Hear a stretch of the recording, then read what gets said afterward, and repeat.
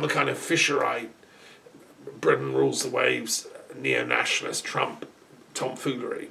And what's interesting is, of course, Bannon, Trump, Johnson, all these kind of people are all anti-Muslim in their geopolitical thinking. This is why they've done an alliance with the hard right-wing, Likud, nationalist Zionist movement, which is not true Israel, not true Zionism even. It's fake. It's Jabotinskyism, which was a violent attempt to print, Judaism on the map of the Middle East without any concern for the inhabitants of the Palestinians, Christians or Muslims. It was a violent, vicious assault on those people. Now, Netanyahu's father was the private secretary and assistant to Jabotinsky. So that's, he was formed in that thought world of you smash them, you burn them, you pillage them, you kill them, and then you talk peace. That was Jabotinsky's idea. He also set up a youth wing for his movement, which he called Revisionist Zionism. He broke from the actual Zionist movement. Jabotinsky created another radical, let's do it now, let's kill them all now movement called Revisionist Zionism, which thought the other Zionists were too slow and too namby-pamby and too liberal and wishy-washy. And they set up radical terrorist groups, Irgun and so on, to bring on the apocalypse now. Let's have the last battle. Now that's where Netanyahu's coming from. You see, as an intellectual historian, I've been trained to join the dots up behind history and see the inner configurations. So that Jabotinskyite Netanyahu, let's burn, slash, beat, kill the enemy, who are all Muslims, right? Every single Muslim on the planet is going to be our enemy. Well, then, that creates the kind of conditions that then Steve Bannon, Trump and co will be their best friends because they have the same way of thinking. Trump is a Islamo fanatic hater who wanted to, he'd bomb every Islamic country, give him long enough, and secretly work to subvert it from within. And so with Steve Bannon, who was a fanatical Muslim hater. And the other bunch that are all behind Brexit, really. And I'm talking the sort of inner echelon, the sort of secret, people behind the whole project.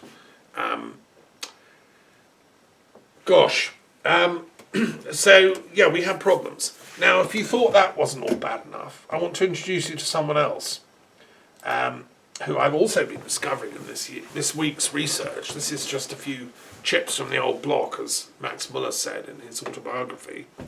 You're watching a carpenter of intellectual history at work, joining the dots, and I'm sharing it with you because I think this is important. I think we need to know why this situation has arisen. And what's weird is this white supremacy movement, which kind of argues for sort of neo-Nazism and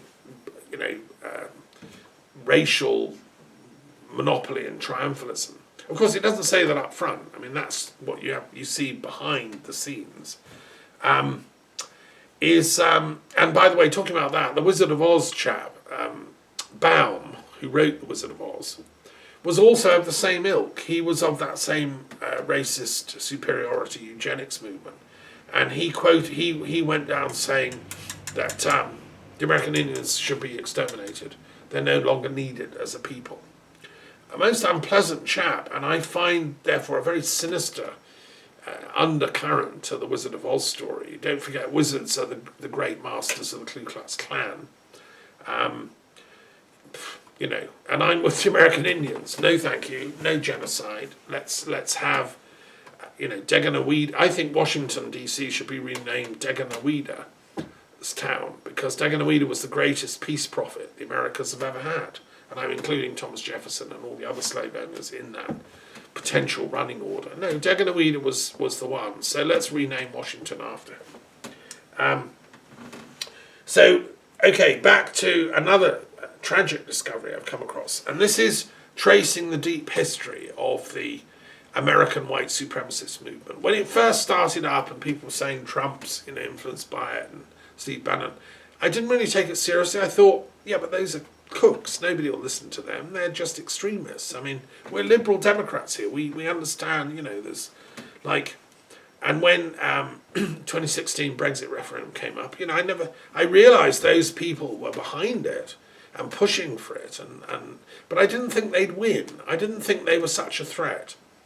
I thought the British people, surely we've got oodles of common sense. There's no way we're going to go down that route. And yet we have. And so I've been working on, like, how? And how has America gone down the Trump road? Shocking. I mean, the America I love is the America of Kennedy and Roosevelt and intellectually robust and coherent people. I'm the guy that sat in the New York Public Library and walked up the steps many times past the lions out there, and I believe in that dream of universal entitlement to knowledge that America's founded on, which the great true American intellectuals are about. Trump is about as far from that as the end of the galaxy is from planet Earth. And so how did they get into power is what I'm asking. So clearing away, I'm discovering there's a long narrative here in the white supremacist movement. And I've discovered a very important chap who I'd never heard of, called Lothrop Stoddard. Now, he was an American who actually had a PhD from Harvard. I'd love to read it and see what it was about. But basically, he was a white racist supremacist in the turn of the century and on into the 40s, who was in a panic mode because he thought that the whites were going to be defeated by mixing and mingling with other races. Jews, no, don't want them. I mean, he actually said, keep the Jews out of America. They're gonna pollute the gene pool. He didn't like blacks. No, don't marry any blacks. Don't go for that. That pollutes the gene pool. And he was a member of the Ku Klux Klan. And his books became required reading for its higher echelons. He was giving advice to them. He was a member of the American Eugenics Society, of course. Eugenics is the idea that you can tinker with the breeding process of humans and you can breed out the bad ones. So you forcibly sterilize anyone that you don't approve of, like gypsies or the poor or people that don't have brilliant IQs, and then you gradually breed up a better people. Now, this was the thinking exactly behind the Nazi movement. This is what they were doing in their concentration camps, and this is what Mengele was experimenting with as a geneticist. And his advisor, his doctoral supervisor, was a guy called Verschuer, who was they were thinking the same thing. How does genetics work? Let's find out so we can improve the gene pool, and then we can kill millions of people that aren't fit to live, and we'll get rid of them. Now, you see, I see these voices in the Conservative Party when they say, let's cut benefits, let's get rid of help for the poor, the unemployed, the sick. It's that thinking. And they are literally, some of them are literally espousing it. So we need to know who's behind it. Well, this guy, Stoddard, American, lived on until 1950, wrote a book called Untermensch in 1922, which introduced the idea of the underperson, the Untermensch, which was picked up by Rosenberg, who was a fan of his. Rosenberg loved this guy, Stoddard, and he took his theories and brought them into mainstream Nazi ideology. Rosenberg was called the philosopher of the Nazi Party, and it was all based on Stoddard's racial supremacy theories. and there he was, a member of the KKK. So, and not only that, but he went to Germany, and he was there in the 1940s, interviewing and working with all the top Nazis. Between 1939 and 1940, he was there for 4 months. He interviewed, all the top Nazis, and he wrote about it. When he came back, he called it Darkness, Nazi Germany Today. He met Hitler, he met Robert Ley, he met Heinrich Himmler, and so And they loved him because it was his ideas that they were instituting in their eugenics movement. What? Why don't I know about this? Why aren't we taught about white supremacists? Like, what? They were the chief thinker behind Nazi eugenics theory? Well, yes. And so these are the guys that have now come out of hiding and are behind Trump and his innocent, America first, sort of white supremacy policy. Well, if I was Roosevelt's grandson, or I would be out there saying that, look, these people have to be challenged intellectually. They don't represent mainstream American public opinion. They were the losers in World War II. They were the losers intellectually in the great debates about evolution. I mean, I'm a great believer in spirituality and science have to come together into a common discourse. I don't believe in the totally strict Darwinian let's boot God off the campus movement, which you see in Expelled. I think we have to invite God back into the campus. We have to ask Christians and Jews and Muslims and Jains and Buddhists and Druids and indigenous people and Hopi Indians, let's work out together a common ethics. I was also on a peace conference this last week with the International Peace Bureau talking about science and ethics, and we had some great talks by leading, activists in the peace movement. We had a woman who's involved with the conference against A-bombs and H-bombs in Japan, which is very much supporting the Japanese government, whose prime minister has just resigned, by the way. They didn't like him. He was not very progressive. He was remilitarizing Japan. They don't want Japan to go down that route. They want Japan to sign the non-nuclear weapons treaty that we've now got. That Japan will never, ever, under any circumstances, acquire, build, develop, or possess nuclear weapons, or allow them to be based on its territory. I'd like every nation in the world to, to buy into that treaty. Why did nuclear weapons come into being? Because of World War II. Why did World War II come into being? Because of chaotic, mad racial theories of Stoddart and Rosenberg and all these ilks who thought that, by misreading their Darwin, who was actually quite a humble, intelligent guy living in Kent and whose one of his relatives was my partner for 10 years and I have 2 children, with her. Darwin wasn't as bad as everybody makes out. He was a humble kind of guy, but he just wasn't very intelligent. If you seriously read Darwin's theories, he couldn't work it out. And A.R. Wallace was a much better thinker and a much better evolutionist and a much broader-minded person. So I think we have to challenge the roots of war, not just this or that movement. The white supremacist movement is just one of several dangerous, throwbacks to anti-universalism, anti-internationalism. And there are equivalents in other races. There's the Chinese supremacy movement that argues the Chinese are the most intelligent and the best race on the planet. And no doubt, they're an influential voice in the Chinese Communist Party. There's the Arab supremacy party. I think that has fewer members because most of them have read their Quran and realised that the Quran is for everybody, whether you're Turkish, Iranian, British, French, Greek. It's a universalist document. It's hard to turn it into a narrow-minded kind of racist document, but people try. And the same really with the Jewish tradition. It's attempted to be transformed into a racist thing, but actually Moses was cleverer than that. Abraham wasn't even Jewish, nor was Moses, in the narrow sense of the term, which is the tribe of Judah. So I think what we need to do is get the universalist tradition in all these cultures, the indigenous traditions, the Druid one that I speak from, the American Indian universalist tradition. All of them, like Fritjof Schuon said, point to the one, which Plato talked about. The one is the absolute that is behind all the lights, the rainbow lights behind me. Newton said they all come from the one light.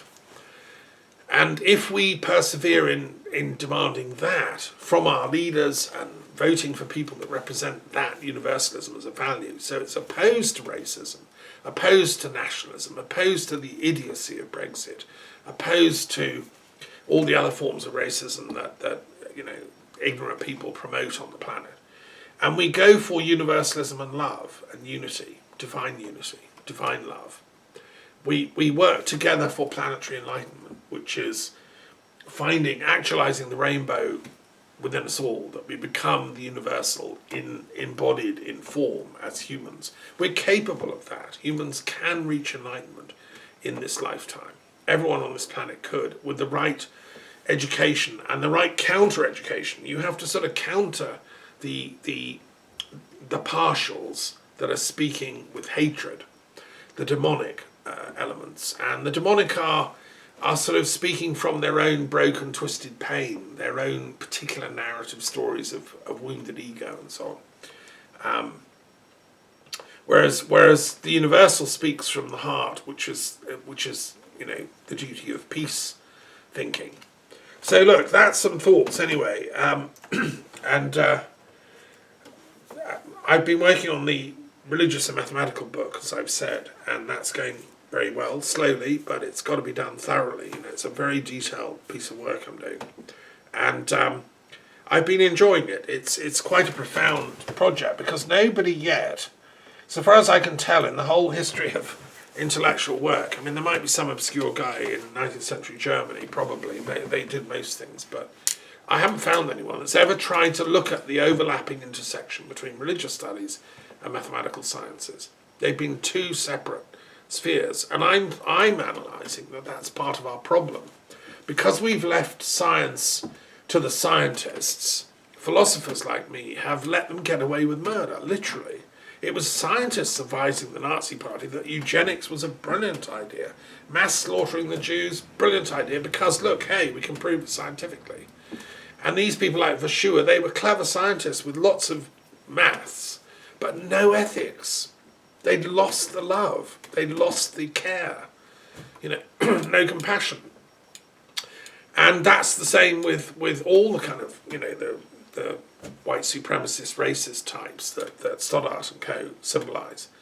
And the same with so by bringing together maths back into conversation with ethics and religion and spirituality and metaphysics, what I'm trying to do as an intellectual is to say to both sides of the argument, you guys really need to be talking to each other, I mean, some German theologians like Bonhoeffer tried, but they were killed. I mean, genuine people of conscience speaking out against the Nazis were killed off. And because it was too late, that's why we have to speak out now, whilst there's still time.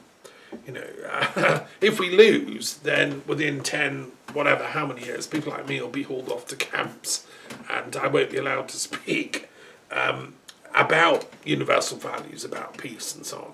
That's what they shut up, these fanatics. That's what the Hitlerites always wished to shut up. Well, intellectuals, World Intellectual Forum coordinator in Europe, at your service, I have a duty to speak up for the universal level of enlightenment potential that I sense and I see and I know exists in us all and in every religion on the planet. They're all a path to that. Let's not let these demonic forces block our right to access the wisdom clearing. That's where we're heading, or to use another metaphor, up the mountain.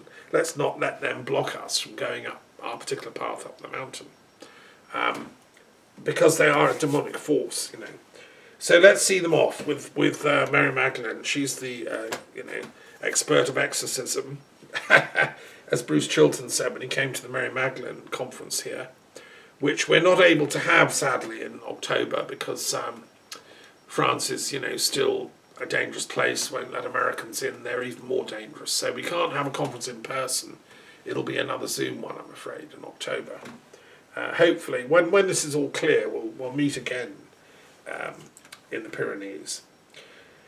I'm also working on my ethical calculus book, and that's going very well. And it's systematic study of global ethics, comparative ethics. I mean, I run my Institute of Peace Studies and Global Philosophy. The point is to look at the best bits of all the philosophical systems and traditions. So I've drawn on pragmatism, existentialism, Kantianism, Aristotelianism, virtue ethics, utilitarianism, indigenous wisdom, Buddhism, etc., etc. And I put them all together in a way that hopefully people can use to make complicated ethical choices. So it's a how-to manual, how to do ethics. Not just theory, it's also about practice. And that should be, these books, I hope to finish them in the next few weeks.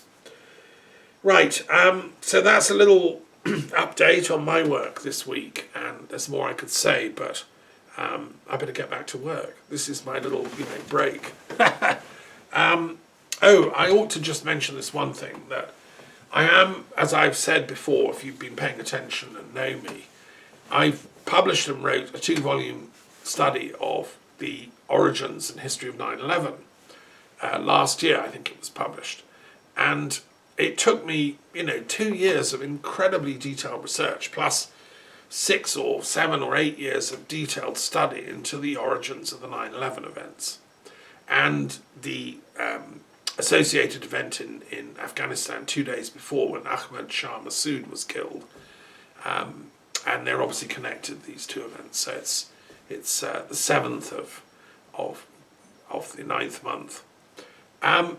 And as a philosopher and scholar, I was puzzled. Like everyone else, I thought originally, well, this was Al-Qaeda and nasty bin Laden. But the more I looked into it, the more I studied it, the more I realized that narrative can't be true. And I have very dear friends who are Afghans, and I knew about the Afghan struggle, and I just couldn't believe that it just didn't fit. I mean, so more evidence has come out, and anyway, I decided to mathematically, scientifically, and academically to study all the evidence on all sides for any possible explanation, because I accept Richard Gage and David Ray Griffin and all the other experts who've said the conventional narrative behind 9/11 is false. It was not Al-Qaeda and bin Laden and these guys at box cutters. It was a sophisticated, behind-the-scenes demolition job on the Twin Towers, pre-wired with nanothermite, and somebody did that. Well, my job, my question as a historian is like, why has nobody written this up as a historian before? But then, okay, so roll your sleeves up, get on with it. And then who might be behind it? And I've gone into 18 possible hypotheses. I don't say in the book who was behind it, because we're not in a position to know. This is the difference between me and David Icke, who's jumped into it, runs to the finishing line and says, well, it was the Jews, wasn't it? We know that. No, we don't, David. That's just your little pet theory. Everything's the fault of the Jews. I mean, for God's sake, and he ends up blaming the most liberal of all the Jewish groups. The pan-sophists among Judaism are the guys he's blaming. I mean, that is such a stupid, inversion of truth that I'm beginning to think he's actually, some dark force that's been sent to bug intelligent people, a sort of demonic force. He speaks semi-truths upside down, inverted, like in a dark mirror. And so, yeah, and he may be right. I'm not ruling out that Mossad had something to do with 9/11, but I'm not ruling it as factual either. I'm looking at all kinds of possible explanations. That's the difference between me and David Icke. I'm a trained historian, academic and philosopher. He's a kind of, streetwise conspiracy theorist ex-BBC, in touch with whatever, all kinds of weird groups around the planet. So we're very, very different people. But anyway, that's the book. And what I've decided to do, being a historian, is to convene an international historical commission of inquiry into 9/11. And we're going to launch that this year on the 11th of September this year. It'll be on Zoom because that's the medium of choice these days. And I'm inviting credible historians with proper training, PhD and above level, actual historians and academics that actually know how to think, unlike David Icke and his cronies, who were all at Trafalgar Square yesterday. No, they're not invited. I mean, if they have genuine evidence, if David Icke thinks he can prove and has evidence that yes, the Jews did it, he can come as a witness and give us a statement, but he wouldn't be on the commission.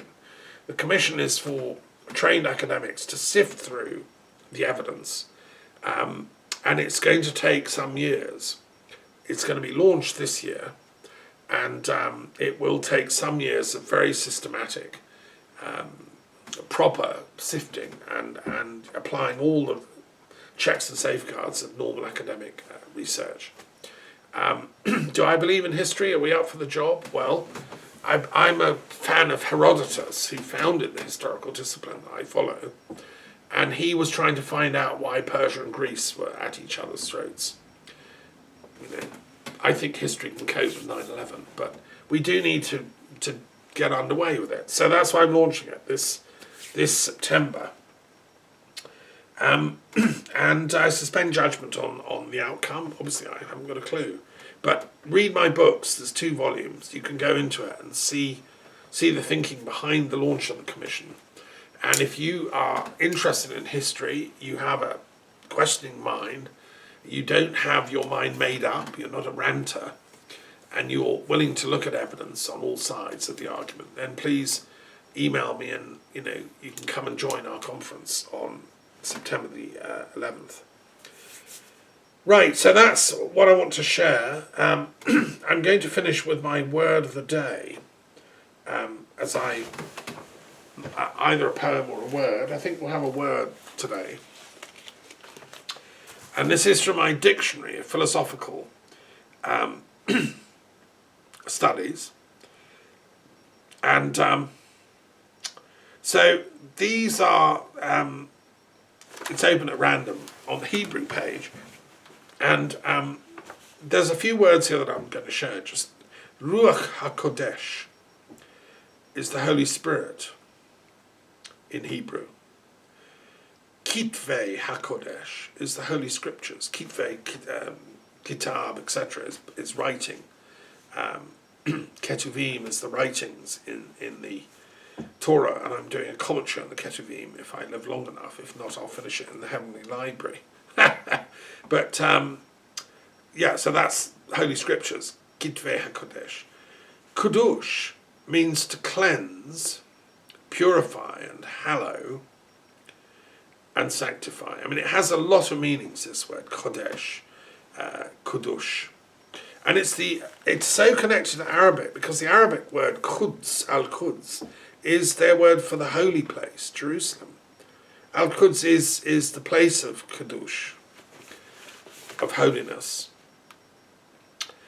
And then inside the temple we have Mikdash, which comes from the same root.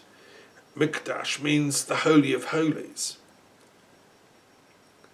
Okay, so all these words, and they relate to, there's an even older tradition in Phoenician and Canaanite and other things, that Kadusha was that the temple priestess, the Holy One, was the one who would give you advice from the place of the goddess.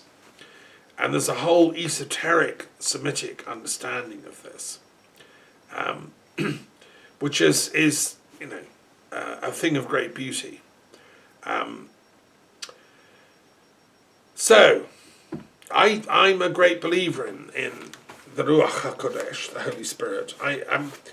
Why it's important is because it heals by joining things together. The point of the Trinity in theology, the whole functioning of it, is the Holy Spirit, which brings together Father, Son, all the other family members. It's the goddess, actually, on the job. And just as in Hindu art, you see the goddess Durga or Kali with thousands of arms and things.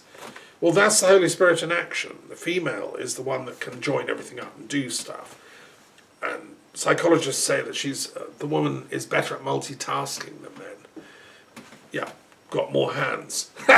And whereas men tend to be just one thing focused, unless they're philosophers like me and they've learned to embrace the Ruach HaKodesh into their lives and see that we're better as men when we embrace that multi-dimensional reality that women can often just sort of plug into by nature because of their womb nature. They have the ability to ground a new spirit into form, which is a holy thing, which is why the womb is the place of holiness, the place of the Kodesh. So anyway, there's the word for the day. Okay, I leave you with that thought. We need to survive as a planet. This place, the whole planet, is a holy place. This is the Holy of Holies everywhere, where you're sitting, where I'm sitting. But we can only do that if we realise that, if we awaken.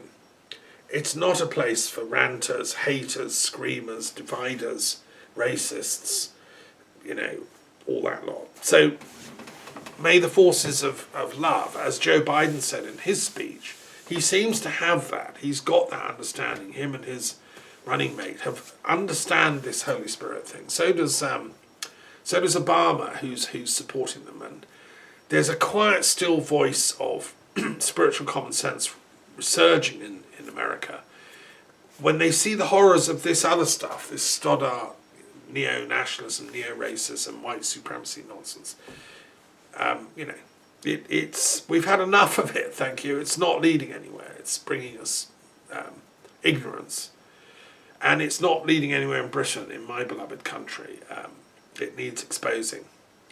And thank you, Ed Davey, for being one of the standard bearers of common sense, the still small voice, along with Layla Moran, who comes from a Palestinian Christian background. She understands the origin of these concepts I'm talking about. And with other oppositional leaders like Starmer, they can build an intellectual resistance against the tunnel vision oversimplicity of the Johnson Trump nightmare. The problem with racism and with Brexitism is that it never sees the other. It's only seeing itself. It's coming from egotism.